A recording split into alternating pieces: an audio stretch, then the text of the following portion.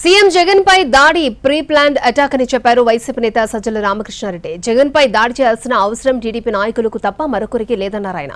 ఎక్కడో కూర్చుని ప్లాన్ చేసి గురిపెట్టి కొట్టగలిగే వాళ్ళు తీసుకొచ్చి ఉండొచ్చు అని అన్నారు. ప్రీ ప్లాన్డ్ అటాక్ వీళ్ళే టీడీపీ వాళ్ళకు సంబంధించిన వాళ్ళు కానీ ఆ స్కూల్ ఆఫ్ థాట్ వంట పట్టుకునే వాళ్ళు కానీ వాళ్ళ ప్రమేయం వెనక నుంచి ప్రోత్సాహము ఏదో పర్పెట్రేషన్ అది వెనక నుంచి ఉంటుంది. మేము చూసుకుంటాం మీరు కానివ్వండి అనేవాళ్ళు ఎవరో టీడీపీ నాయకులు ఉండే జరిగి ఉంటుంది అనేది ఖచ్చితంగా చెప్తున్నాము. ఎందుకంటే ఆయన మీద అటాక్ చేయాల్సిన అవసరం కానీ జగన్మోహన్ రెడ్డి గారి మీద వేరే ఎవరికి కనపడట్లా. ఆయన ప్రజల్లో తిరగడం వల్ల ఎవరికి ఇబ్బంది కలుగుతుందో ప్రజల ఆదరణ చూసిన తర్వాత ఆయన ఎట్లా ఆపాలనుకున్నారు. అలాంటిది ఎవరికైనా ఉంటే వాళ్ళకే ఉంటుంది.